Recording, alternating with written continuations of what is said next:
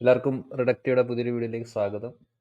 ഇന്ന് നമ്മൾ സംസാരിക്കാൻ പോകുന്നത് സോഷ്യൽ മീഡിയയിൽ കുറച്ച് ദിവസമായിട്ട് വളരെ ട്രെൻഡിങ് ആയിട്ട് നിൽക്കുന്ന ചില പേരുകളാണ്. ഇബ്രാഹിം ട്രാവറെ, ബുർക്കിന ഫാസോ, അങ്ങനെയുള്ള ചില വാക്കുകൾ. അപ്പം അത് സംസാരിക്കാൻ നമ്മുടെ കൂടെ നിന്നുള്ളത് അലനാണ്. അലൻ, ആഹ്, ആരാണ് ഈ ഇബ്രാഹിം ട്രാവറെ? അതൊന്ന് പറയാമോ? ഇബ്രാഹിം ട്രൗറയെ കുറിച്ച് പറയുന്നതിന് മുമ്പ് നമ്മൾ കേട്ടിരിക്കേണ്ട മറ്റൊരു പേരാണ് തോമസ് നോയൽ സങ്കാര. തോമസ് നോയൽ സങ്കാര അത് ഇവിടുത്തെ ലെഫ്റ്റ് സർക്കിളുകളിൽ മാത്രം തിളങ്ങി നിൽക്കുന്ന ഒരു പേരായിരുന്നു കഴിഞ്ഞ കുറച്ച് കാലം മുമ്പ് വരെ. എന്നാൽ ഇപ്പോൾ ഇബ്രാഹിം ട്രയോറെ എന്ന് പറയുന്ന ഒരു നേതാവിൻ്റെ വരവോടുകൂടി വീണ്ടും ചർച്ച ചെയ്യപ്പെടുന്ന ഒരു പേരായിട്ട് ഇത് മാറി. ഈ തോമസ് നോയൽ സങ്കാര മാറി എന്നുള്ളതാണ് ഒരു ഇത്. ആരാണ് തോമസ് നോയൽ സങ്കാര എന്ന് ചോദിച്ചാൽ ഇതേ രാജ്യത്തിൻ്റെ ഇബ്രാഹിം ട്രയോറെ ഇപ്പോൾ തലവനായിട്ടുള്ള ബുർക്കിനോ ഫാസോയുടെ 1983 അധികാരത്തിൽ വന്ന ഇതേ മോഡലിൽ ഒരു മിലിറ്ററി ജനറലിനെ പോലെ അധികാരത്തിൽ വന്ന വ്യക്തിയാണ് തോമസ് നോയൽ സങ്കാര എന്നറിയപ്പെടുന്ന socialist, pan Africanist, anti colonialist, anti imperialist ആയിട്ടുള്ള നേതാവ്. ഈ നേതാവിൻ്റെ തുടർച്ച എന്ന രീതിയിലാണ് ഇബ്രാഹിം ട്രയോറെ ആളുകൾ കാണുന്നത്. ഇബ്രാഹിം ട്രയോറെ കുറിച്ച് സംസാരിക്കുമ്പോൾ എന്താണ് തോമസ് നോയൽ സങ്കാരയുടെ പ്രസക്തി എന്ന് ചോദിച്ചാൽ, രണ്ടുപേരുടെയും ശൈലിയും ലക്ഷ്യവും അവർ ഉയർത്തുന്ന രാഷ്ട്രീയവും ഒന്നാണ്. ഈ രാഷ്ട്രീയത്തെ മനസ്സിലാക്കാതെ ഇബ്രാഹിം ട്രയോറയെ നമുക്ക് മനസ്സിലാക്കാൻ പറ്റില്ല. തോമസ് നോയൽ സങ്കാര എന്ന് പറയുന്ന മനുഷ്യൻ 1987 തൻ്റെ രാജ്യത്തിൻ്റെ തന്നെ മറ്റൊരു ജനറൽ നടത്തിയ ഒരു പട്ടാള മേധാവി നടത്തിയ സൈനിക അട്ടിമറിയിൽ ജീവൻ നഷ്ടപ്പെട്ട പാൻ ആഫ്രിക്കൻ സ്വപ്നങ്ങൾ കണ്ട് നടന്ന ആഫ്രിക്കയെ ബുർക്കിനോ ഫാസോയും മാറ്റിമറിക്കണമെന്ന് ആഗ്രഹിച്ച, ഞങ്ങൾ ഇനി അപ്പർ വോൾട്ടയല്ല, ഞങ്ങൾ ബുർക്കിനോ ഫാസോ എന്ന അഭിമാനത്തോടു കൂടി ഞങ്ങൾ തലയുയർത്തി നിൽക്കും എന്ന് പറഞ്ഞ ഈ തോമസ് നോയൽ സങ്കാര വളരെ കുറച്ചു കാലം ഭരിച്ചുള്ളൂ. ആ കുറച്ചു കാലത്തിൽ 1983 അയാൾ അധികാരത്തിൽ വരുമ്പോൾ ബുർക്കിനോ ഫാസോയുടെ ഒരു ലിറ്ററസി റേറ്റ്, സാക്ഷരതാ നിരക്ക് എന്ന് പറയുന്നത് 13%. 4 കൊല്ലം കൊണ്ട് അത് 73% മാറ്റി. നമ്മൾ ആലോചിക്കണം, വെറും 4 കൊല്ലം കൊണ്ട് ആഭ്യന്തര കലാപവും നിയോ കൊളോണിയൽ ഇൻ്റർവെൻഷൻസും അതുപോലെ ഫ്രാൻസും യു എസും ബെൽജിയമൊക്കെ അടങ്ങുന്ന ഒരു വെസ്റ്റേൺ നെക്സസ് തന്നെ ആ രാജ്യത്ത് ഇടപെടാൻ ശ്രമിക്കുന്നതിനിടയിൽ 4 കൊല്ലം കൊണ്ട് 73%. അഗ്രികൾച്ചർ പ്രൊഡക്ഷൻ്റെ കപ്പാസിറ്റി എന്ന് പറയുന്നത് ഒരു ഹെക്ടറിൽ 1700 കിലോ ആയിരുന്നു ഒരു ഹെക്ടറിൽ, പെർ ഹെക്ടർ എന്നുള്ളത് 3800 കിലോ പെർ ഹെക്ടറിലേക്ക് ഇദ്ദേഹം കൊണ്ടുവരുത്തി. അവിടെ ഭൂപരിഷ്കരണം, ലാൻഡ് റിഫോർമേഷൻ ആൻഡ് റീഡിസ്ട്രിബ്യൂഷൻ ഇത് നടപ്പിലാക്കി. 2.5 മില്യൺ കുട്ടികളെ, ദശലക്ഷം കുട്ടികളെ വാക്സിനേറ്റ് ചെയ്തു. മെനിഞ്ചൈറ്റിസ് അടക്കമുള്ള രോഗങ്ങൾ അവർക്ക് വരാതിരിക്കാൻ വേണ്ടി യൂണിവേഴ്സൽ വാക്സിനേഷൻ ഈ പറയുന്ന തോമസ് നോയൽ സങ്കാര നടത്തി. അതുപോലെ രാജ്യത്തിൻ്റെ സ്ഥിതി മനസ്സിലാക്കി ലക്ഷറിയസ് ആയ ഗുഡ്സ് ഉപയോഗിക്കുന്നത് അദ്ദേഹം ബോയ്ക്കോട്ട് ചെയ്തു. AC ഉപയോഗിക്കില്ല എന്ന് തീരുമാനിച്ചു. ഔദ്യോഗിക വാഹനം ഏറ്റവും ചീപ്പസ്റ്റ് ഏതാണോ അതിലേക്ക് കൊണ്ടുവന്നു. ആൻഡ് മിനിസ്ട്രിയിൽ വുമൺ റെപ്രസെൻറ്റേഷൻ ഉയർത്തിക്കൊണ്ടുവരികയും ഒരു കോൺസ്റ്റിറ്റ്യൂഷണൽ റിഫോം, ഒരു ഭരണഘടനാ ഭേദഗതിയിലൂടെ ബുർക്കിനോ ഫാസോയിൽ ഉണ്ടാകുന്ന ഗവൺമെൻറ്റുകൾക്കെല്ലാം തന്നെ ഒരു 4-5 വിമൺ മന്ത്രിമാർ ക്യാബിനറ്റ് ഉണ്ടായിരിക്കണമെന്നൊരു അമെൻമെൻറ്റ് വരെ അദ്ദേഹം കൊണ്ടുവന്നു. മിലിറ്ററി പോസ്റ്റുകളിൽ വുമൺ റെപ്രസെൻറ്റേഷൻ വർദ്ധിപ്പിച്ചു. പ്രഗ്നൻസിയായി ലീവ് എടുത്തിരിക്കുന്ന സമയത്ത് പോലും എഡ്യൂക്കേഷൻ മുന്നോട്ട് കൊണ്ടുപോകാൻ കഴിയുന്ന രീതി നയങ്ങൾ കൊണ്ടുവന്നു. Genital mutilation, forced genital mutilation, child marriage, forced മാരേജുകൾ, പോളിഗമി തുടങ്ങിയ എല്ലാ കാര്യങ്ങളും ഇല്ലീഗലാക്കി. അപ്പോൾ അതുപോലെ തന്നെ നിയമങ്ങൾ കൊണ്ടുവന്ന് ഇത്ര പ്രോഗ്രസീവായ രീതിയിൽ മുന്നോട്ട് പോവുകയായിരുന്നു. നമുക്ക് കാണാവുന്ന മറ്റൊരു കേസ് എന്ന് വെച്ചാൽ 10 മില്യൺ ട്രീസ് ആ രാജ്യത്ത് പ്ലാന്റ് ചെയ്ത്, അതുപോലെ 7000-ഓളം റൂറൽ നഴ്സറികൾ ആരംഭിച്ച്. അപ്പോൾ ഒരു വളരെ ഡൈനാമിക്കായ ഒരു മേഖലയിലൂടെ ഈ പറയുന്ന ബുർക്കിനോ ഫാസോയെ കൊണ്ടുപോകുന്ന സമയത്തായിരുന്നു തോമസ് നോയൽ സങ്കാരയെ ഇമ്പീരിയലിസ്റ്റ് പവേഴ്സ്, അതായത് സാമ്രാജ്യത്വ ശക്തികൾ എല്ലാവരും ചേർന്ന് വധിക്കുന്നത്. അതിന് പുറകിൽ നിയോ കൊളോണിയൽ ശക്തികൾ, അതായത് US, ഫ്രാൻസ് അടക്കമുള്ള രാജ്യങ്ങളാണ് ഇതിന് പുറകിൽ എന്ന കാര്യത്തിൽ വലിയ സംശയമൊന്നും വേണ്ട. അവർ തന്നെയാണ് അത് ചെയ്തിരിക്കുന്നത്. It is proven in a otherwise later period. ഇനി ഇബ്രാഹിം ട്രയോറിലേക്ക് വരികയാണെങ്കിൽ, ഇബ്രാഹിം ട്രയോറെ ബുർക്കിനോ ഫാസോയിലെ national association of Burkina Faso students എന്ന് പറയുന്ന ഒരു മാർക്സിസ്റ്റ് സംഘടനയിൽ തൻ്റെ യൂണിവേഴ്സിറ്റി സർവകലാശാലയിൽ പഠിക്കുന്ന സമയത്ത് അതിൻ്റെ ഭാഗമായി പ്രവർത്തിക്കുകയും അതിനുശേഷം ജിയോളജിയിൽ പോസ്റ്റ് ഗ്രാജുവേഷൻ കംപ്ലീറ്റ് ചെയ്ത് ആർമിയിൽ ജോയിൻ ചെയ്യുകയും താൻ ഏത് റെജീമുകളെയാണോ സർവ് ചെയ്തിരിക്കുന്നത് അവരെ കൊണ്ട് ഈ പറയുന്ന തീവ്രവാദത്തിൻ്റെ ഇഷ്യൂ, ഈ പറയുന്ന ടെററിസവും പോവർട്ടിയും സോൾവ് ചെയ്യാൻ പറ്റില്ല എന്ന് മനസ്സിലാക്കി അധികാരം തൻ്റെ കയ്യിലേക്ക് സെപ്റ്റംബർ 2022 ഒരു മിലിറ്ററി കൂപ്പിലൂടെ തോമസ് നോയൽ സങ്കാരയെ പോലെ ഡ്രസ് ചെയ്തിരിക്കുന്ന, അല്ലെങ്കിൽ അതേ ഒരു സ്റ്റൈലിൽ അതേ എയിമോടുകൂടി പ്രവർത്തിക്കുന്ന ഒരാളെ പോലെ ഇബ്രാഹിം ട്രയോറെ അധികാരത്തിൽ വരികയാണ്. സെപ്റ്റംബർ 2022 അധികാരത്തിൽ വരുന്നത്.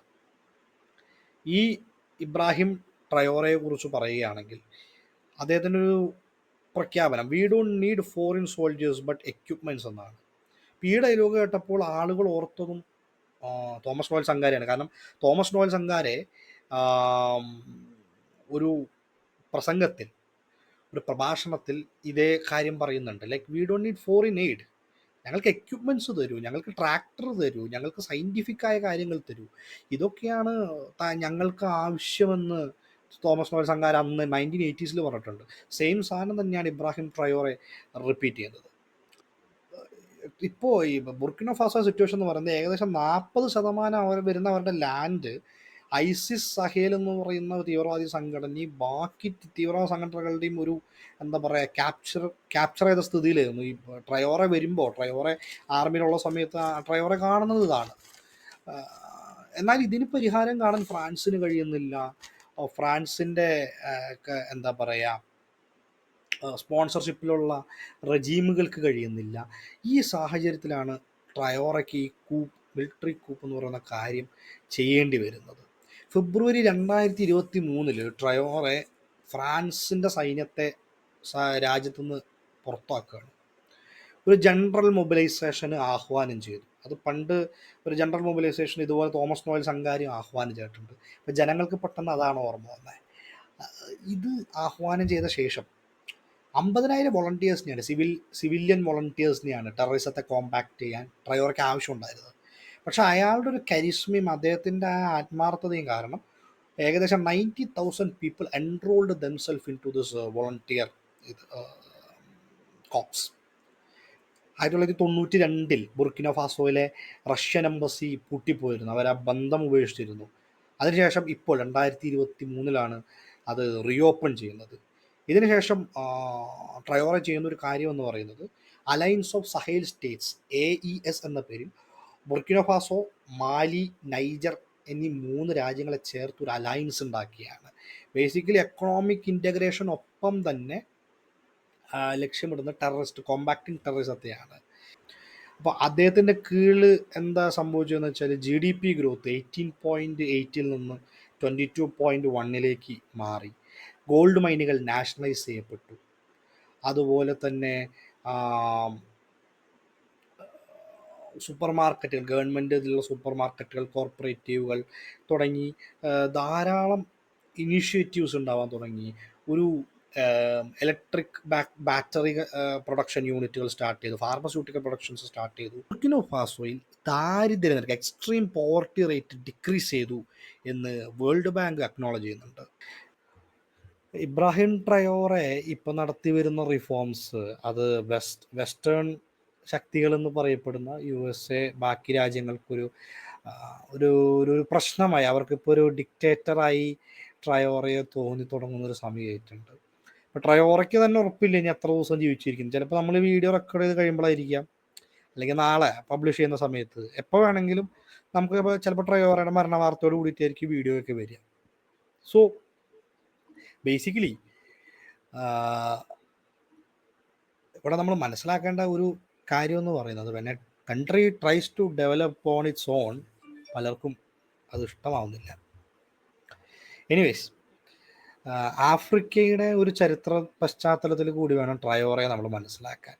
ഇത് ഞാൻ പറയാൻ കാരണം വെച്ചാൽ ട്രയോറയുടെ അച്ചീവ്മെൻറ്റ്സ് എന്ന് പറഞ്ഞാൽ ഞാനിങ്ങനെ ഗോൾഡ് റിസർവ് സ്ഥാപിച്ചു എന്നൊക്കെ പറയുമ്പോൾ നമുക്ക്, അല്ലെങ്കിൽ for the rest of the world, ഇതിലിപ്പോൾ എന്താ പുതിയതായിട്ടുള്ളത്, what is so new in this thing എന്നൊക്കെ അവർക്ക് തോന്നും. പക്ഷേ നമ്മൾ മനസ്സിലാക്കേണ്ട കാര്യം എന്ന് വെച്ചാൽ ആഫ്രിക്കയുടെ ഒരു ഹിസ്റ്ററി ഉണ്ട്. എങ്ങനെയാണ് യൂറോപ്പും വെസ്റ്റേൺ ഫോഴ്സസ് എല്ലാം കൂടി ആഫ്രിക്കയെ കൊളോണൈസ് ചെയ്ത് അണ്ടർ ഡെവലപ്ഡ് ആക്കിയത്, അല്ലെങ്കിൽ ഓവർ എക്സ്പ്ലോയിറ്റ് ചെയ്തത് എന്ന് ഒരു ഹിസ്റ്റോറിക്കൽ പെർസ്പെക്റ്റീവ് നമ്മൾ മനസ്സിലാക്കേണ്ടതുണ്ട്. ഞാനിത് ആഫ്രിക്കയുടെ ഓവർ എക്സ്പ്ലോയിറ്റേഷനെ കുറിച്ച് ഞാൻ ആദ്യം കേൾക്കുന്നത് മൈക്കിൾ പാരൻറ്റിയുടെ ഒരു ലെക്ചറിൽ നിന്നാണ്. ആ ലെക്ചറിലാണ് മൈക്കിൾ പാരൻറ്റി ഈ കാര്യങ്ങളൊക്കെ പറയുന്നത്. അതായത് Africa was underdeveloped, it was not poor, there is nothing called poor countries. Poor countries എന്നൊക്കെ നമുക്ക് വളരെ ചുരുക്കം ചില രാജ്യങ്ങളെ പറയാൻ പറ്റുള്ളൂ. എല്ലാ രാജ്യങ്ങളും ഇപ്പോൾ ആഫ്രിക്കൻ കൺട്രീസ് എടുക്കുകയാണെങ്കിൽ ട്രയോറയുടെ തന്നെ ഒരു പ്രസംഗം, അത് AI ചേർത്ത പ്രസംഗമൊക്കെയാണെന്നൊക്കെ പറയുന്നുണ്ട്. ഒരു AI ഇതിലൊക്കെ എഡിറ്റ് ചെയ്തൊരു പ്രസംഗമാണ് ഇപ്പോൾ വൈറലാവുന്നതൊക്കെ പറഞ്ഞിട്ടുണ്ട്. ബട്ട് പൊതുവേ നമ്മൾ കേട്ടുള്ളൊരു കാര്യമാണ്, ആഫ്രിക്കയിലാണ് ലോകത്തിലെ ഏറ്റവും പ്രധാനപ്പെട്ട അല്ലെങ്കിൽ ഏറ്റവും വലിയ ഖനികൾ, mines, iron ores, cobalt, gold, whatever, rich stones, everything comes from Africa and yet they are poor. ഇതാണ് സംഭവം. ഇതെന്തുകൊണ്ടെന്നുള്ളത് ഇപ്പോൾ മൈക്കിൾ പാരൻറ്റിയുടെ ഇതിന് ശേഷം ഞാൻ വായിച്ച, അല്ലെങ്കിൽ ഞാൻ എൻ്റെ ഡിഗ്രി പഠനകാലത്ത് അവസാന കാലഘട്ടത്തിൽ നിയോ കൊളോണിയലിസം പഠിക്കുമ്പോൾ ഞാൻ ഇപ്പോൾ റാൻഡംലി ഇങ്ങനെ സർഫ് ചെയ്ത് പരിചയപ്പെട്ട ഒരു ഹിസ്റ്റോറിയൻ ഉണ്ട്. അദ്ദേഹത്തിൻ്റെ പേരാണ് വാൾട്ടർ റോഡിനി. വാൾട്ടർ റോഡ്നിയുടെ how Europe underdeveloped Africa എന്ന് പറയുന്ന ഈ പുസ്തകം, അത് നിങ്ങൾ വായിച്ചിരിക്കേണ്ട ഒന്നാണ്. നെറ്റിലൊക്കെ ഫ്രീ ആയിട്ട് ഡൗൺലോഡ് ചെയ്യാൻ പറ്റും. ഒരു 320 പേജോളം വരുന്ന ഈ പുസ്തകം, it will be a good guide on understanding what happen to Africa. അപ്പോൾ അൺഈക്വൽ എക്സ്ചേഞ്ച് എന്ന് പറയുന്ന സാധനമുണ്ട്. അതായത് എക്സ്ചേഞ്ച് എന്ന് പറഞ്ഞാൽ ക്രയവിക്രയം, കൊടുക്കുക വാങ്ങുക എന്ന് പറയുന്ന സാധനമാണ്. അത് അൺഈക്വൽ ആവാന്ന് വെച്ചാൽ ഒരു വിഭാഗം മാത്രം ബെനിഫിറ്റ് ചെയ്യപ്പെടുകയും മറ്റു വിഭാഗം ഇതാക്കപ്പെടുകയും ചെയ്യുന്നതാണ് ബേസിക്കലി അൺഈക്വൽ എക്സ്ചേഞ്ച് എന്നതുകൊണ്ട് നമ്മൾ മിനിമം മനസ്സിലാക്കുക.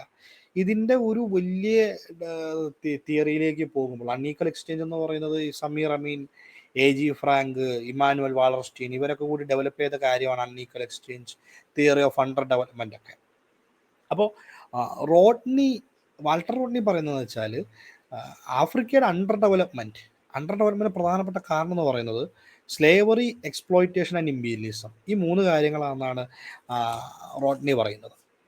അതായത് റോഡ്നിയുടെ ആർഗ്യുമെൻ്റ് എന്ന് പറയുന്നത് ആഫ്രിക്കൻ രാജ്യങ്ങളെ എക്സ്പ്ലോയിറ്റ് ചെയ്ത്, അല്ലെങ്കിൽ അവരെ മുച്ചോട് മുടിച്ചിട്ടാണ് ഇന്ന് ലോകത്തിലെ ഇൻഡസ്ട്രിയലൈസ്ഡ് പവേഴ്സ് എല്ലാം വളർന്നത്. പ്രത്യേകിച്ച് കൊളോണിയൽ പവേഴ്സ്, മുൻ കൊളോണിയൽ എന്ന് പറയാൻ പറ്റില്ല, they are still neo colonial forces.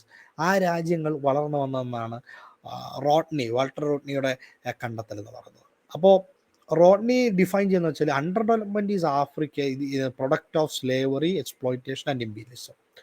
ഇപ്പോൾ 1445 മുതൽ 1870 വരെ സ്ലേവ് ട്രേഡിൻ്റെ പ്രധാന കേന്ദ്രമായിരുന്നു ആഫ്രിക്ക എന്ന് പറയുന്ന ഭൂഖണ്ഡം.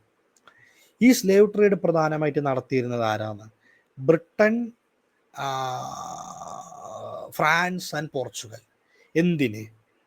അവർ കൊളോണൈസ് ചെയ്ത സ്ഥലങ്ങളിലേക്ക് ഹ്യൂമൻ ലേബർ ആവശ്യമുള്ളത് കൊണ്ട് അവർ കൊണ്ടുവന്നു. അപ്പോൾ നമുക്കറിയാം എങ്ങനെയാണ് യുണൈറ്റഡ് സ്റ്റേറ്റ്സ് ഓഫ് അമേരിക്കയിൽ ഇന്ന് കാണുന്ന ഈ ബ്ലാക്ക് അമേരിക്കൻസ് അല്ലെങ്കിൽ ആഫ്രോ അമേരിക്കൻ പോപ്പുലേഷൻ ഉണ്ടായത്.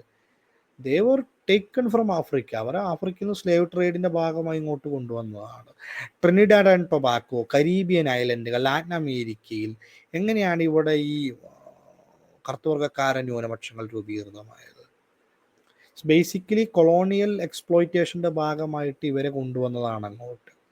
ഈ ട്രേഡിൻ്റെ മെജോറിറ്റി നടന്നത് ബ്രിട്ടൻ, ഫ്രാൻസ് ആൻഡ് പോർച്ചുഗലാണ്. അപ്പോൾ എറിക് വില്യംസിൻ്റെ ഒരു പുസ്തകമാണ് capitalism and slavery. Walter Rodney അത് എക്സ്റ്റെൻസീവായി റെഫർ ചെയ്യുന്നുണ്ട് ഈ പുസ്തകത്തിൽ. അപ്പോൾ വാൾട്ടർ റോഡ്നി പറയുന്ന ഒരു കാര്യം എന്ന് പറയുന്നത്, കോട്ടിങ് എറിക് വില്യം, അതായത് സ്ലേവ് ട്രേഡ് ആണ് ഇംഗ്ലണ്ടിലെ ഇൻഡസ്ട്രിയൽ റവല്യൂഷൻ ആവശ്യമായ ലേബർ സപ്ലൈ ചെയ്തത്. അപ്പോൾ ഇതോടുകൂടി എന്താ സംഭവിച്ചതെന്ന് വെച്ചാൽ ആഫ്രിക്കയിലെ ലേബർ പൊട്ടൻഷ്യലിൽ വലിയിടിവ് വന്നു. കാരണം അവിടെ നിന്ന് ആളുകൾ, പണിയെടുക്കാൻ കഴിയുന്ന ആളുകളെ മുഴുവൻ മറ്റു സ്ഥലങ്ങളിലേക്ക് കൊണ്ടുപോകണം, അവിടെ വർക്ക് ചെയ്യാനാവില്ല. ലേബർ പൊട്ടൻഷ്യൽ കംപ്ലീറ്റ് ആയിട്ട് പോയി. പിന്നെ സംഭവിക്കുന്നതെന്ന് വെച്ചാൽ ഈ ഡെവലപ്മെൻറ്റിനെ യൂട്ടിലൈസ് ചെയ്തുകൊണ്ട് ആഫ്രിക്കയെ വിവിധ കൊളോണിയൽ ശക്തികൾ വിഭജിച്ചെടുക്കുന്നു. അതായത് അവർ പ്ലണ്ടർ ചെയ്യുന്നു.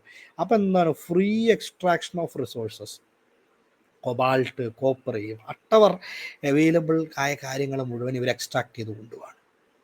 ഈ എക്സ്ട്രാക്ട് ചെയ്ത് കൊണ്ടുപോകുന്നതിൻ്റെ ഫലം, ഒരു പ്രശ്നം എന്ന് പറയുന്നത്, ഖനികളിൽ പണിയെടുക്കുന്നത് ആഫ്രിക്കക്കാർ, പ്രോസസ്സുകൾ നടത്തുന്നത് ആഫ്രിക്കക്കാർ, പക്ഷെ വിൽക്കുന്നതും ലാഭം കൊയ്യുന്നതും യൂറോപ്പും അല്ലെങ്കിൽ മറ്റ് കൊളോണിയൽ ഫോഴ്സസ്.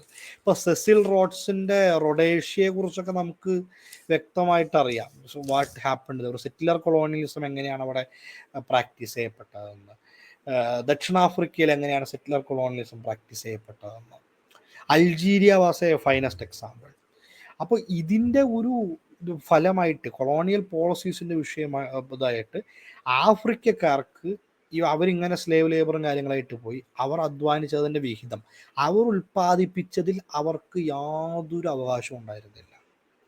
അവരുടെ ഭൂമി, അവരുടെ അധ്വാനം, അവരുടെ മണ്ണ്, അവരുടെ മിനറൽസ്, അവരുടെ റിസോഴ്സസ്, പക്ഷേ അതിൽ അധ്വാനിക്കുന്നതിൻ്റെ പ്രോഫിറ്റ് അല്ലെങ്കിൽ ആ ഫലം കിട്ടിയിരുന്നത്, ആ സർപ്ലസ് കിട്ടിയിരുന്നത് ഇംഗ്ലണ്ടിനും Belgium, France, UK, US and many XYZ.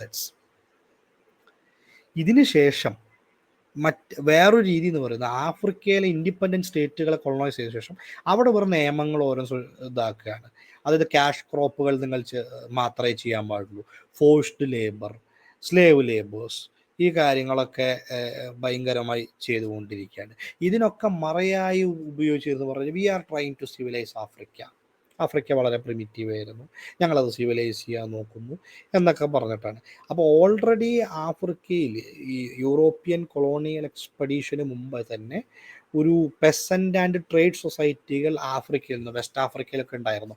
ഇപ്പോൾ സമീർ അമീൻ്റെ നിയോ കൊളോണിയലിസം ഇൻ വെസ്റ്റ് ആഫ്രിക്ക എന്ന് പറയുന്ന പുസ്തകം എടുത്ത് വായിച്ചു നോക്കിയാൽ, പ്രീ കൊളോണിയൽ റൂട്ടുകൾ ചരിത്രം പരിശോധിക്കുമ്പോൾ ഇവിടെ ഒരു വൈബ്രൻ്റായ പെസൻ്റ് ആൻഡ് ട്രേഡ് കമ്മ്യൂണിറ്റി ഉണ്ടായിരുന്നു. അതിനെ നശിപ്പിച്ച് അവിടെ ഒരു വേജ് ലേബറും ക്യാഷ് ക്രോപ്പ് സിസ്റ്റവും ഇൻസ്റ്റാൾ ചെയ്യുകയാണ് ഈ കൊളോണിയൽ ശക്തികൾ ചെയ്തത്. സോ ഇതിൻ്റെ കാരണമായി ആഫ്രിക്ക അണ്ടർ ഡെവലപ്ഡായി. ആൻഡ് അതിനുശേഷം എന്ത് സംഭവിച്ചു, ഈ ആഫ്രിക്കൻ രാജ്യങ്ങൾ സ്വാതന്ത്ര്യം നേടാൻ തുടങ്ങി. ഇപ്പോൾ ആഫ്രിക്കൻ രാജ്യങ്ങൾ സ്വാതന്ത്ര്യം നേടിയ ശേഷം ഏകദേശം 15ഓളം രാജ്യം, ഞാൻ മുൻപ് പല വീഡിയോകൾ പറഞ്ഞുള്ള ഒരു കാര്യമാണ്, 15ഓളം രാജ്യങ്ങൾ സോഷ്യലിസം, സയൻറ്റിഫിക് സോഷ്യലിസം അവരുടെ ഐഡിയോളജിയായി അവർ ഡിക്ലെയർ ചെയ്തു. ഫോർ എക്സാമ്പിൾ 70s 60s ആ സമയത്താന്ന് തോന്നുന്നു, അങ്കോള, മൊസാംബിക്, എത്യോപ്യ, പിന്നെ ബെനിൻ, പിന്നെ പീപ്പിൾസ് റിപ്പബ്ലിക് ഓഫ് കോങ്കോ, ഈ രാജ്യങ്ങൾ സയൻറ്റിഫിക് സോഷ്യലിസമാണ് ഞങ്ങളുടെ ഐഡിയോളജിക്കൽ ബേസ് എന്നും എക്കണോമിക് ആക്ടിവിറ്റീസ് അതിനെ ആസ്പദമാക്കി കൊണ്ടുപോകുന്നൊക്കെ ഒരു തീരുമാനിക്കുന്നുണ്ട്.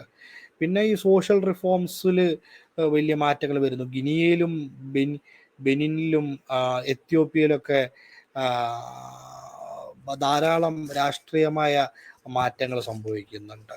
ഇപ്പോൾ അൾജീരിയയിൽ ഒരു ഉദാഹരണം പറയുകയാണെങ്കിൽ 78-80 ആകുമ്പോഴേക്കും എഡ്യൂക്കേഷൻ, യൂണിവേഴ്സൽ എഡ്യൂക്കേഷൻ വരികയാണ്. ടൻസാനിയയിൽ 1989 ആകുമ്പോഴേക്കും ഈ മാറ്റങ്ങൾ വരുന്നുണ്ട്. അൾജീരിയയിൽ ഇപ്പോൾ ബെൻ ബെല്ലേഡിയും അതുപോലെ ഹൗറാരി ബൗദ്ധമീൻ്റെയൊക്കെ റൂളിൻ്റെ സമയത്ത് ലാൻഡ് നാഷണലൈസേഷൻ സംഭവിക്കുന്നു. ദേശീയ ലിറ്ററസി പ്രോഗ്രാം, ഇൻഡസ്ട്രിയൽ നാഷണലൈസ് ചെയ്യപ്പെടുന്നു. 45% അർബനൈസേഷൻ പൂർത്തിയാകുന്നു. ആനുവൽ പെർ ക്യാപിറ്റ ഇൻകത്തിൽ വർധനവുണ്ടാകുന്നു. എൻറോൾമെൻറ്റ് നിരക്കിൽ വർധനവുണ്ടാകുന്നു. ടാൻസാനിയയിൽ പോവുകയാണെങ്കിൽ ഒരു സെൽഫ് ഹെൽപ്പ് പ്രോഗ്രാമിലൂടെ വില്ലേജുകളിൽ എന്താ പറയുക, ഒരു ദിവസം കമ്മ്യൂണിറ്റി പ്രൊജക്റ്റുകൾക്ക് വേണ്ടി മാറ്റിയേക്കാൻ റോഡ് നിർമ്മാണം, അങ്ങനെ കാര്യങ്ങൾ വരുന്നു. ജൂലിയസ് നയറെ ഗവൺമെൻറ് അവിടെ എന്താ പറയുക, ഹെറിഡിറ്ററി ചീഫ്, അതായത് മറ്റേ ട്രൈബുകളുടെ തലവന്മാർക്കുള്ള അവരാ മൂപ്പന്മാർക്ക് കൊടുക്കണ പണമൊക്കെ ഉണ്ടായിരുന്നു, അതൊക്കെ അബോളിഷ് ചെയ്ത് കളഞ്ഞു. ഹെൽത്ത് സെൻറ്റേഴ്സ് 1970s ആയപ്പോൾ ടൻസാനിയയിൽ ഏകദേശം 2600 പുതിയത് ഉണ്ടാവാൻ തുടങ്ങി. 78 80% ടൻസാനിയൻ സ്റ്റുഡൻസ് സ്കൂളിൽ എൻറോൾഡായി അവരവിടെ പഠിക്കാനായിട്ട് ആരംഭിച്ചു. അപ്പോൾ ഇങ്ങനെ പല ആഫ്രിക്കൻ കൺട്രീസിനും നല്ലൊരു സ്റ്റാർട്ട് ലഭിച്ചിട്ട് പിന്നെന്ത് സംഭവിച്ചു? There were multiple military coups. നമുക്കറിയാവുന്ന പോലെ ഇപ്പോൾ Jomo Kenyatta, Patrice Lumumba, Thomas Noel Sankara, Julius Nyerere, അങ്ങനെ തുടങ്ങിയിട്ടുള്ള ധാരാളം ഭരണാധികാരികൾ, ആഫ്രിക്കയുടെ ഭരണാധികാരികൾ, അവരൊരു മാറ്റം, അവരുടെ ജനത പോവർട്ടിയിൽ നിന്ന് പുറത്തു വരണമെന്ന് ആഗ്രഹിച്ചതേ ഉള്ളൂ. They were toppled or they were killed. Patrice ലുമുമ്പയെ കൊന്ന് എന്താ പറയുക, അവശിഷ്ടം പോലും ബാക്കിയില്ലാത്ത രീതിയിലാക്കി. അവസാനം മരണത്തിന് എത്രയോ കാലശേഷമാണ് ഒരു എല്ലെങ്കിലും ബാക്കി കിട്ടിയത് എന്നുള്ളത് നമ്മൾ നോക്കണം. തോമസ് നോയൽ സങ്കാരയെ ഫണ്ട് ചെയ്ത് സ്വന്തം മിലിറ്ററിയെ കൊണ്ട് തന്നെ കൊല്ലിച്ചു. Same thing goes with most of the leaders. Jomo കെന്യാട്ടയായാലും മറ്റുള്ളവരായാലും ഇത് തന്നെയായിരുന്നു അവസ്ഥ. പ്രൈം എക്സാമ്പിൾ ആയിരുന്നു ലിബിയ, മുവാർ ഗദാഫി. ഗദ്ദാഫി എനിക്ക് ഓർമ്മയുണ്ട്, ചെറുപ്പത്തിൽ ഞാൻ മാതൃഭൂമി പത്രമൊക്കെ വായിക്കുമ്പോൾ അതിൽ ഒരു വില്ലൻ കഥാപാത്രമായിരുന്നു ഗദ്ദാഫി. ആ കഥ വിമതസേന അത്. പിന്നീട് വളർന്നു വന്ന് ഒരു ലിബിയയെക്കുറിച്ച് പഠിച്ചപ്പോഴാണ് ആഫ്രിക്കയിലെ ഏറ്റവും കൂടുതൽ സസ്റ്റൈനബിൾ ഡെവലപ്മെൻറ്റ് ഇൻഡെക്സിൽ മുന്നേറിയിരിക്കുന്ന, എല്ലാവർക്കും ഹെൽത്ത് കെയർ ആക്സസ് ഉള്ള, വിദ്യാഭ്യാസം ഫ്രീ ആയിട്ടുള്ള, റിസോഴ്സുകളിൽ അവകാശമുള്ള ഒരു ബെറ്റർ സൊസൈറ്റി, അല്ലെങ്കിൽ ഒരു ത്രൈവിങ് പ്രോസ്പറിങ് സൊസൈറ്റി ആയിരുന്നു ലിബിയ. അവിടെ മറ്റേ ഡിക്റ്റേറ്ററാണ് ഇയാളെന്ന് പറഞ്ഞിട്ട് അവിടെ വിമതസേനയെ കൊണ്ട് അട്ടിമറി നടത്തി. അട്ടിമറിയുടെ ഫലമായിട്ട് ഇപ്പം എന്താണ് അവിടെ ഉള്ള ലിബിയയുടെ അവസ്ഥ? വളരെ മോശമായി. വളരെ സോഷ്യൽ രാജ്യമായിരുന്നു. സോ ഇതൊക്കെയാണ് ബേസിക്കലി നടക്കുന്നത്. ഗദ്ദാഫി പറഞ്ഞത് അത്രയേ ഉള്ളൂ, we will replace dollar with gold reserves. African യൂണിയൻ്റെ മീറ്റിങ്ങിൽ പറഞ്ഞാണ്, OAU മീറ്റിങ്ങിലോ മറ്റോ അത് പറഞ്ഞതാണ് ആൾ. അതിനുശേഷം ഒരു കൊല്ലം തികച്ചില്ല എന്ന് തോന്നുന്നു, അപ്പോഴേക്കും ഗദ്ദാഫി റൂൾ ഇല്ലാതായി. ഇപ്പോൾ ഗോൾഡ് റിസർവ് ആദ്യമായി ഇബ്രാഹിം ട്രയോറെ സ്റ്റാർട്ട് ചെയ്തിരിക്കുകയാണ്. സോ ഇനി എത്ര കാലം അദ്ദേഹം ഉണ്ടാവും, അത്തരം കാര്യങ്ങളൊന്നും ഒരു I have no idea, the world has no idea. But still, as an icon of resistance, as an icon of change, Ibrahim Traore ചരിത്രം ഓർത്തിരിക്കുമെന്നുള്ള കാര്യത്തിൽ വലിയ സംശയമൊന്നുമില്ല. നമ്മൾ ഭയപ്പെടുന്ന പോലെ ഒന്നും സംഭവിച്ചില്ലെങ്കിൽ ആഫ്രിക്കയെ തന്നെ മാറ്റിമറിക്കുന്ന, അല്ലെങ്കിൽ ഗ്ലോബൽ മൾട്ടിപോളാർ ഓർഡറിനെ തന്നെ ബെനിഫിഷ്യൽ ആവുന്ന കാര്യങ്ങൾ ബുർക്കിന ഫാസോയിൽ നിന്നും സമീപ രാജ്യങ്ങളിൽ നിന്നുണ്ടാവും. ഞാൻ ഇബ്രാഹിം ട്രാവറയുടെ സ്പീച്ച് കേൾക്കുമായിരുന്നു, ഈ IMF-ൽ പുള്ളി നടത്തിയ. അപ്പോൾ ഞാൻ അതൊരു കുറച്ച് ട്രാൻസ്ലേറ്റ് ഉണ്ട്, ഞാൻ വെച്ചാൽ അതൊന്ന് വായിക്കാമെന്ന് വിചാരിക്കും. ഒരു 5 minutes ആണ് ഞാൻ ട്രാൻസ്ലേറ്റ് ചെയ്തത്. 26-30 മിനിറ്റിൻ്റെ ഒരു സ്പീച്ചാണ്. സോ ഇതാണ്, ഒരു രാജ്യത്തിൻ്റെ ജീവിതത്തിൽ ചില സമയങ്ങളിൽ മൗനം വഞ്ചനയായി മാറും. തുടർച്ചയായ അനുസരണം ആത്മഹത്യയാണെങ്കിൽ നിങ്ങളെ ശ്വാസം മുട്ടിക്കുന്ന അതേ കൈകൾക്ക് മുന്നിൽ കുമ്പിടുന്നത് നയതന്ത്രമല്ല, മറിച്ച് കീഴടങ്ങലാണ്. എൻ്റെ പേര് ക്യാപ്റ്റൻ ഇബ്രാഹിം ട്രാവറെ. ഞാൻ പ്രൊഫഷണൽ നയതന്ത്രജ്ഞരുടെ മിനുക്കിയ ഭാഷയിൽ സംസാരിക്കുന്നില്ല. ഞാൻ മൾട്ടിനാഷണൽ ബോർഡ് റൂമുകളിലെ സുഗന്ധം പുരട്ടാറില്ല. എനിക്ക് വാഷിങ്ടണിലോ ജനീവയിലോ പരിശീലനം ലഭിച്ചിട്ടില്ല. എൻ്റെ ആളുകൾ ചോരയൊലിക്കുകയും മണ്ണത് ഓർത്തിരിക്കുകയും ചെയ്യുന്ന യുദ്ധക്കളത്തിൽ നിന്നാണ് ഞാൻ സംസാരിക്കുന്നത്. ദീർഘകാലം കടക്കാരുടെ ജയിലായി കണക്കാക്കപ്പെട്ടിരുന്ന ഒരു രാജ്യത്തിന് വേണ്ടിയാണ് ഞാൻ സംസാരിക്കുന്നത്. ഇന്ന് ഞാൻ അന്താരാഷ്ട്ര നാണയനിധിയോട് നേരിട്ട് സംസാരിക്കുന്നു. വിറയുന്ന കൈകളോടെയല്ല, നൂറ്റാണ്ടുകളുടെ ആഫ്രിക്കൻ വേദനയിലും ഇപ്പോൾ ആഫ്രിക്കൻ ഉണർവിലും വേരൂന്നിയ ഒരു ശബ്ദത്തോടെ. വളരെ കാലമായി IMF രോഗികളായ രാജ്യങ്ങൾക്ക് സാമ്പത്തിക ചികിത്സ നിർദ്ദേശിക്കുന്ന ഒരു ദയാലുവായ ഡോക്ടറായി വേഷമിടുന്നു. എന്നാൽ ഞങ്ങൾ പഠിച്ചതും ഞങ്ങൾ അനുഭവിച്ചതും നിങ്ങളുടെ മരുന്ന് പലപ്പോഴും രോഗിയെ കൊല്ലുന്നു എന്നതാണ്. നിങ്ങളുടെ വായ്പകൾ പുഞ്ചിരിയോടെ എത്തുന്നു, പക്ഷേ അവ കരാറുകളിൽ പൊതിഞ്ഞ വിഷം പുരണ്ട അമ്പുകളാണ്. നിങ്ങൾ സ്ഥിരതയെക്കുറിച്ച് സംസാരിക്കുന്നു, പക്ഷേ നിങ്ങൾ ശ്വാസം മുട്ടിക്കുന്നു. നിങ്ങൾ പരിഷ്കരണത്തെക്കുറിച്ച് സംസാരിക്കുന്നു, എന്നാൽ നിങ്ങൾ യഥാർത്ഥത്തിൽ അർത്ഥമാക്കുന്നത് ആഫ്രിക്കൻ മണ്ണിൽ ഉദ്ദേശിക്കാത്ത വിദേശ ലബോറട്ടറികളിൽ നിർമ്മിച്ച മോഡലുകളോടുള്ള അനുസരണമാണ്. എന്നാൽ ഞങ്ങൾ നിങ്ങളുടെ പരീക്ഷണശാലയല്ല, ഞങ്ങൾ നിങ്ങളുടെ പരീക്ഷണങ്ങളല്ല, ഞങ്ങൾ നിങ്ങളുടെ സാമ്പത്തിക ചെസ് ഗെയിമിലെ കരുക്കളല്ല. ബുർക്കിനോ ഫാസയും മുഴുവൻ ആഫ്രിക്കയും ഉണർന്നു വരികയാണ്. ഞങ്ങൾ ഉണരുമ്പോൾ ശ്വാസമെടുക്കാൻ ഞങ്ങൾ അനുവാദം ചോദിക്കാറില്ല. ഞാൻ വന്നിരിക്കുന്നത് കടം റദ്ദാക്കാൻ അപേക്ഷിക്കാനല്ല. ഞാൻ വന്നിരിക്കുന്നത് ആശ്വാസത്തിനായി യാചിക്കാനല്ല. ഒരു ആഫ്രിക്കൻ നേതാവും ഉറക്കെ പറയാൻ ധൈര്യപ്പെടാത്ത കാര്യങ്ങൾ നിങ്ങളോട് പറയാനാണ് ഞാൻ വന്നിരിക്കുന്നത്. ഞങ്ങളുടെ ജനങ്ങളെ യാചകരാക്കി മാറ്റുന്ന സാമ്പത്തിക നയങ്ങൾ ഞങ്ങൾ ഇനി അംഗീകരിക്കുന്നില്ല. ഞങ്ങളുടെ സ്വർണം പടിഞ്ഞാറൻ രാജ്യങ്ങളിലെ നിലവറകളിൽ കെട്ടിക്കിടക്കുമ്പോൾ ഞങ്ങളുടെ പൊതുസേവനങ്ങളെ വിഴുങ്ങുകയും ഞങ്ങളുടെ കർഷകരെ തളർത്തുകയും ഞങ്ങളുടെ യുവാക്കളെ നാടുകടത്തുകയും ചെയ്യുന്ന വ്യവസ്ഥകളുടെ താളത്തിനൊത്ത് ഞങ്ങൾ ഇനി നൃത്തം ചെയ്യുന്നില്ല. നല്ല ഭരണമെന്നാൽ ഞങ്ങളുടെ ദേശീയ സമ്പത്ത് പുഞ്ചിരിക്കുന്ന കൺസൾട്ടന്മാരുള്ള വിദേശ സ്ഥാപനങ്ങൾക്ക് കൈമാറുക എന്നാണെന്ന് ഞങ്ങൾ ഇനി അംഗീകരിക്കുന്നില്ല. അതുകൊണ്ട് ഇന്ന് നമ്മൾ ഒരു പുതിയ സംഭാഷണം ആരംഭിക്കുന്നു. കടക്കാരനും കടം കൊടുക്കുന്നവനും തമ്മിലുള്ളതല്ല, മറിച്ച് തുല്യർ തമ്മിലുള്ളത്, രാഷ്ട്രങ്ങൾ തമ്മിലുള്ളത്, സത്യത്തിനും വ്യാജത്തിനും ഇടയിലുള്ള ഒന്നത്. ഇതൊരു പത്രക്കുറിപ്പല്ല, ഇതൊരു കണക്ക് തീർക്കലാണ്. ഇതിപ്പോൾ ആരംഭിക്കുന്നു. ആദ്യമായി, കടത്തിന്റെ ചങ്ങലകൾ അടിമത്തത്തിന്റെ ഒരു ആധുനിക രൂപമാണ്. നമുക്ക് വ്യക്തമായി സംസാരിക്കാം, മറയില്ലാതെ, നയതന്ത്രത്തിന്റെ മാന്യമായ നുണകളില്ലാതെ. ആഫ്രിക്കയ്ക്ക് നിങ്ങൾ വാഗ്ദാനം ചെയ്യുന്ന കടം വികസനത്തിനുള്ള ഒരു ഉപകരണമല്ല, അത് സമൃദ്ധിയിലേക്കുള്ളൊരു പാലമല്ല, അതൊരു ചങ്ങലയാണ്. സ്യൂട്ടുകളും സ്പ്രെഡ്ഷീറ്റുകളും ധരിച്ച ആധുനിക അടിമത്തമാണിത്. നിങ്ങളിതിനെ ഘടനാപരമായ ക്രമീകരണം എന്ന് വിളിക്കുന്നു, ഞങ്ങളിതിനെ ഘടനാപരമായ ശിക്ഷ എന്ന് വിളിക്കുന്നു. നിങ്ങളിതിനെ സാമ്പത്തിക അച്ചടക്കം എന്ന ലേബൽ ചെയ്യുന്നു, ഞങ്ങളിതിനെ തലമുറകളായുള്ള നിരാശയായി അനുഭവിക്കുന്നു. നിങ്ങളിതിനെ പങ്കാളിത്തമായി വാഗ്ദാനം ചെയ്യുന്നു, എന്നാൽ ഒരു പങ്കാളിക്ക് ലാഭം ലഭിക്കുകയും മറ്റേയാൾ രക്തം ചിന്തുകയും ചെയ്യുമ്പോൾ അത് പങ്കാളിത്തമല്ല, അത് കൊള്ളയാണ്. ഞാൻ നിങ്ങളോട് ചോദിക്കട്ടെ, സ്വർണം, യുറേനിയം, കൊബാൾട്ട്, ഫലഭൂയിഷ്ടമായ ഭൂമി എന്നിവയാൽ സമ്പന്നമായ ഒരു രാജ്യത്തിന് എങ്ങനെ ദരിദ്രനാകാൻ കഴിയും? ലോകത്തിലെ വ്യവസായങ്ങൾക്ക് ഊർജം നൽകുന്ന ഒരു ഭൂഖണ്ഡത്തിന് സ്വന്തം കുട്ടികളെ പോറ്റാൻ എങ്ങനെ കഴിയുന്നില്ല? ഇത് ദുർഭരണവും അഴിമതിയും കഴിവില്ലായ്മയാണെന്നാണ് ഞങ്ങളോട് പറയുന്നത്. അതെ, ആഫ്രിക്കയ്ക്ക് അതിൻ്റെതായ മുറിവുകളുണ്ട്. എന്നാൽ ആ മുറിവുകളിൽ പലതും പലിശയിൽ മുങ്ങിക്കുളിച്ച ബാൻഡേഡുകൾ തരുന്ന കൈകൾ തന്നെയാണ് ഏൽപ്പിച്ചത്.